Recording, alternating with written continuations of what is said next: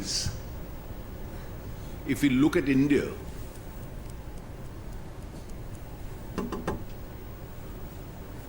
I think it's a refreshing change from what's happening in the rest of the world.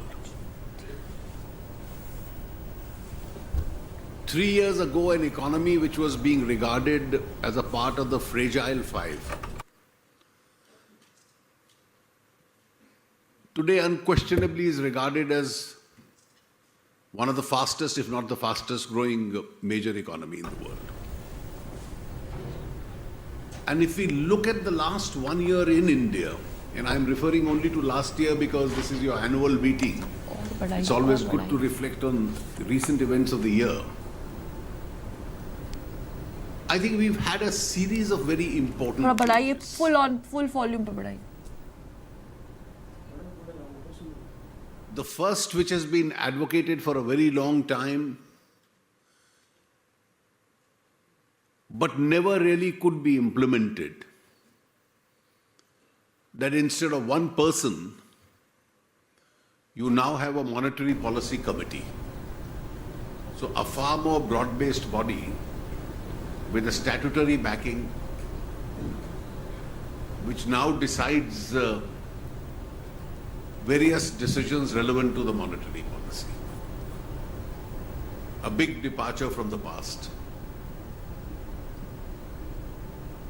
We've for decades spoken in terms of rationalizing subsidies and therefore giving it the statutory support under the Aadhaar legislation which was passed earlier this year. We now find that in various areas, we are being able to check leakages, we are being able to target subsidies in the direction in which they were meant. And this has indeed helped us to change even the course of discussion. If you recollect the 2014 elections,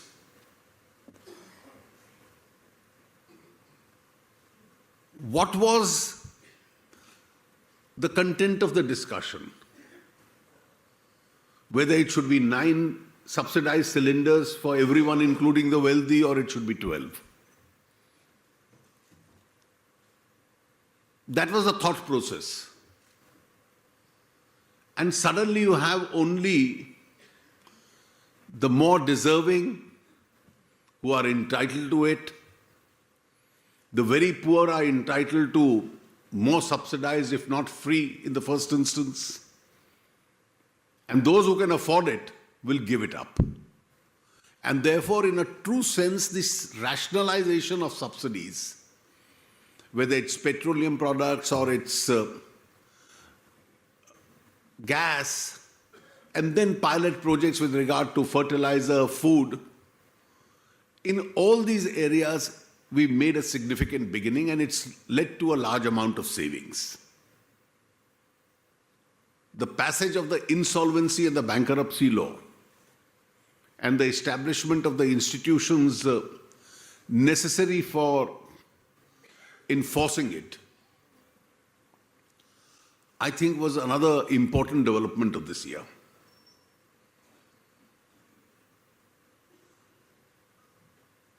By far, one of the most important developments was the passage of the Constitution Amendment for the Goods and Services Tax.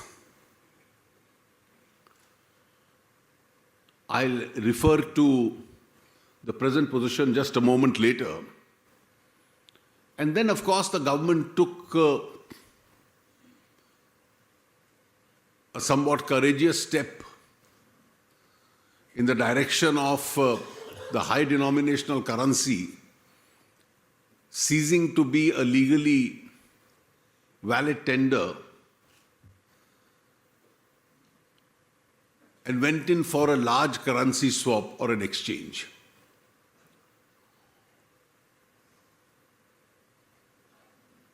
Now, the fact that India today has the capacity to take these decisions and a capacity to enforce these decisions to experiment boldly, even when at the time when the world is looking more inwards, I think marks an exception as far as India is concerned.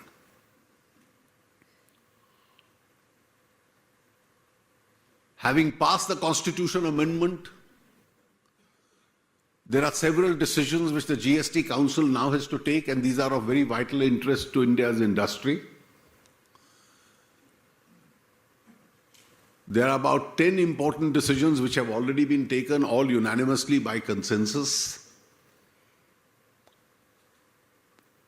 The legislations which have to be passed by Parliament under the Constitution Amendment and the state legislatures are currently in the process of being drafted. I don't see any major difficulty in those legislations being finally approved. There is only one issue which in the larger frame of things is really a very small issue. Because when three major taxes and some minor taxes are all merged into one, the VAT, the excise, the service tax, and a host of state taxes, then each assessee is going to be assessed only once.